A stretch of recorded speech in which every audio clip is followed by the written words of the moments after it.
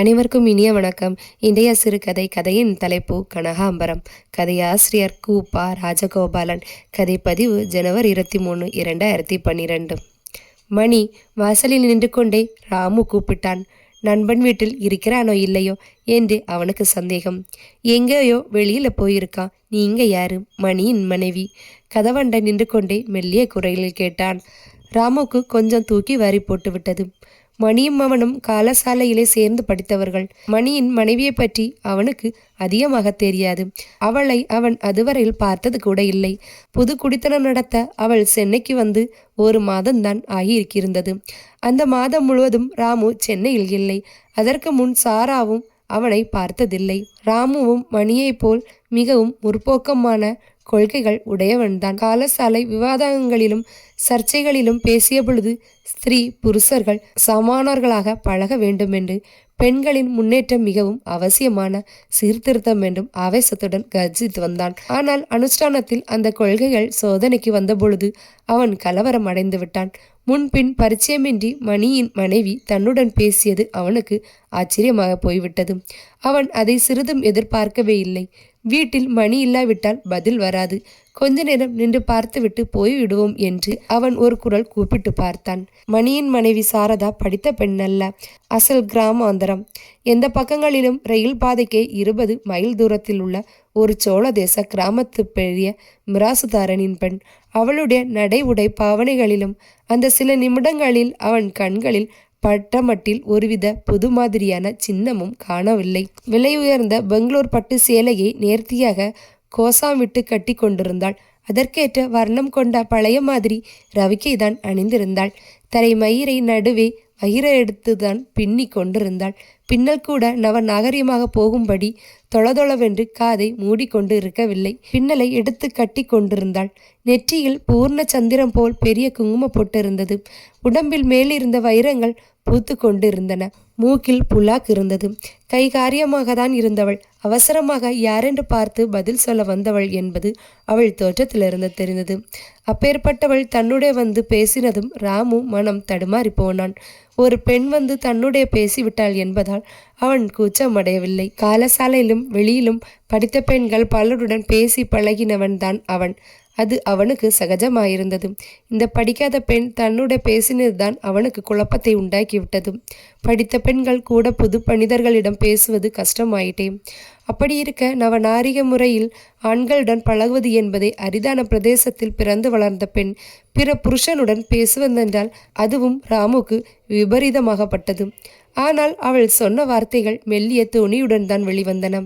அவன் முகத்தை பார்த்து கூட பேசவில்லை. அவள் தலை குனிந்த வண்ணமாகவே இருந்தாள். இருந்தாலும் அவள் மனம் என்னவோ சமாதானப்படவில்லை. நான் மணியின் சிநேகிதன் என்று சொல்லி மேலே என்ன சொல்வது என்பது தெரியாமல் தத்தளித்தான். இதோ வந்துடுவா, உள்ளே வந்து உட்காருங்கோ என்றாள் சாரதா. அதை கேட்டதும் உண்மையிலே ராமு திகைத்து போனான்.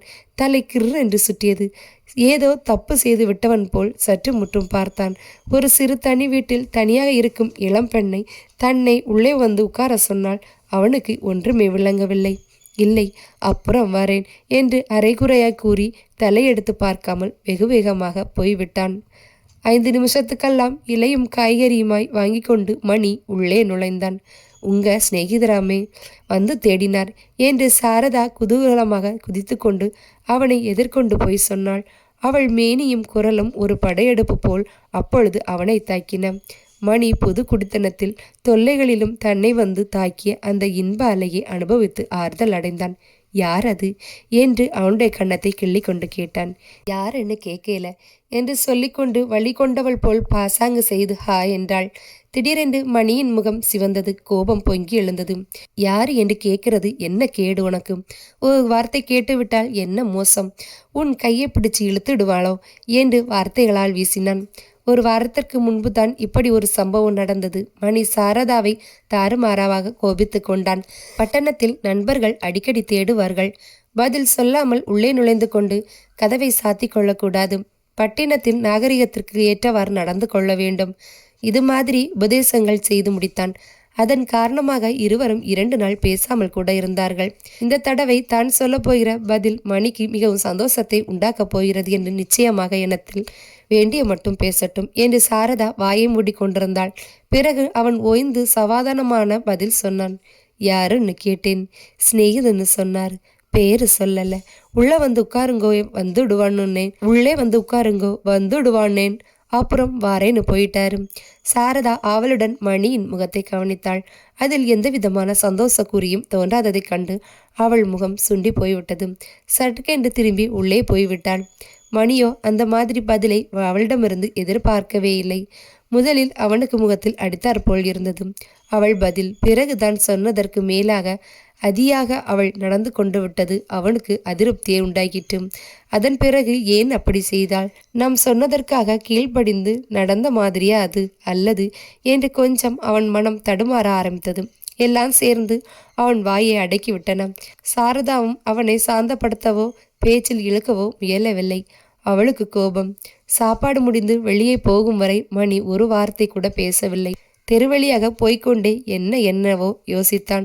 அவன் மனம் சொல்ல முடியாத வேதனை அடைந்தது. சாரதா அவ்வளோ தூரம் போய்விடுவாள் என்று அவன் எதிர்பார்க்கவில்லை. படித்த பெண் அந்த மாதிரி செய்திருந்தால் அதில் ஒன்றும் விசேஷம் மீறாது. ஒரு கிராமார்ந்த பெண் முகம் தெரியாதவனை உள்ளே வந்து உட்கார சொன்னது மிகவும் அநாகரிகம். சிநேகிதன் என்ன நினைத்திருப்பான்? என்ன தைரியம் இந்த பெண்ணிற்கு என்றோ, அல்லது சுத்த அசடு ஏண்டோ நினைத்திருப்பான். அல்லது இந்த மாதிரி யோசித்து கொண்டே போய் கொண்டிருந்தான். எங்கேயோ போய்விட்டு திரும்பி வந்து கொண்டிருந்தான் ராமு. தெருவில் மணி எதிரே வருவதைக் கண்டு மிகவும் சங்கடமடைந்தான். அப்பொழுது மணியை கண்டு பேசுவதா வேண்டாமா என்று கூட அவனுக்கு சந்தேகம் வந்துவிட்டது.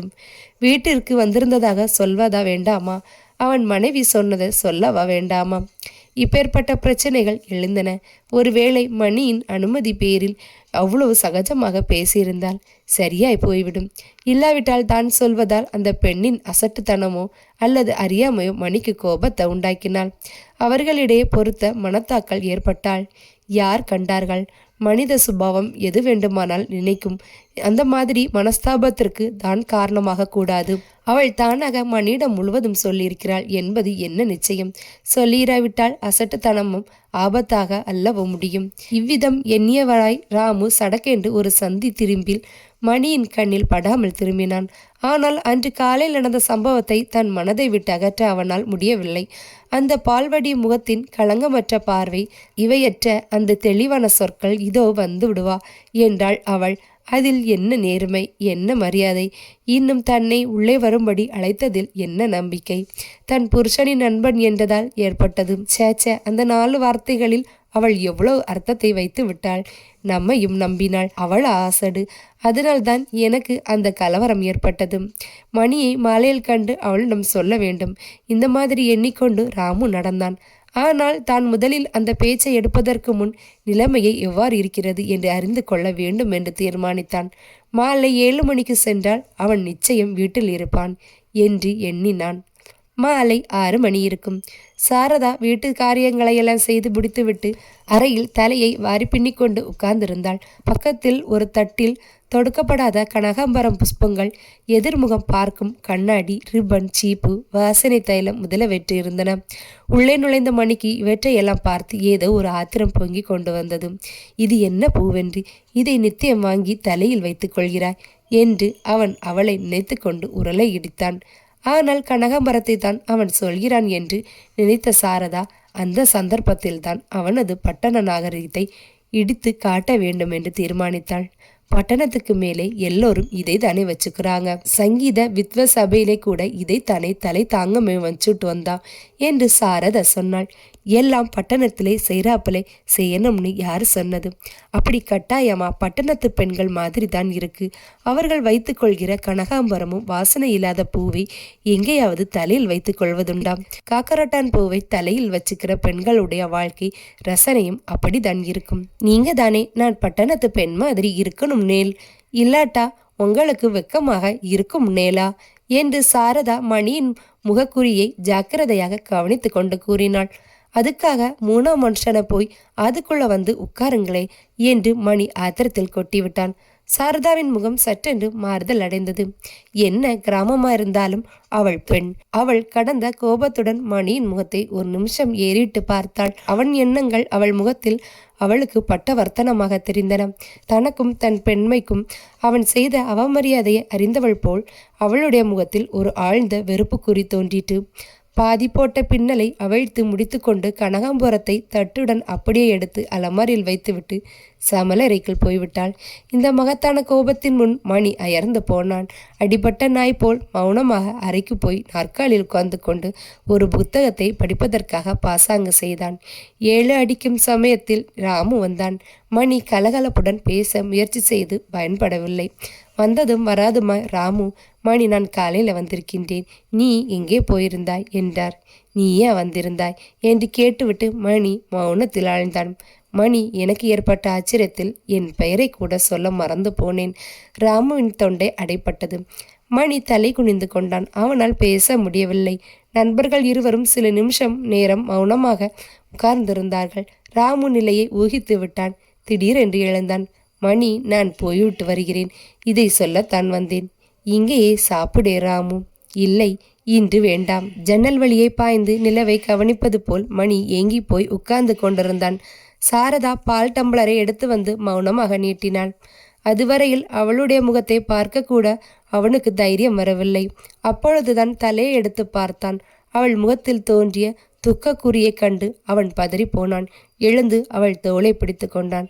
சாரதா என்று சொல்லி மேலே பேச முடியாமல் நிறுத்தினான். வேண்டாம் என்று சாரதா அவன் முகத்தை தடவினாள். நான் சொன்னது என்று மணி தன் மனத்தை வெளியிட ஆரம்பித்தாள். கனகாம்பரம் எனக்கு பிடிக்காது. நீங்கள் சொன்னதில் தப்பென்ன? பெண்களுக்கு என்றே ஏற்பட்ட சாதுரியத்துடன் பேச்சை மாற்றிவிட்டாள்.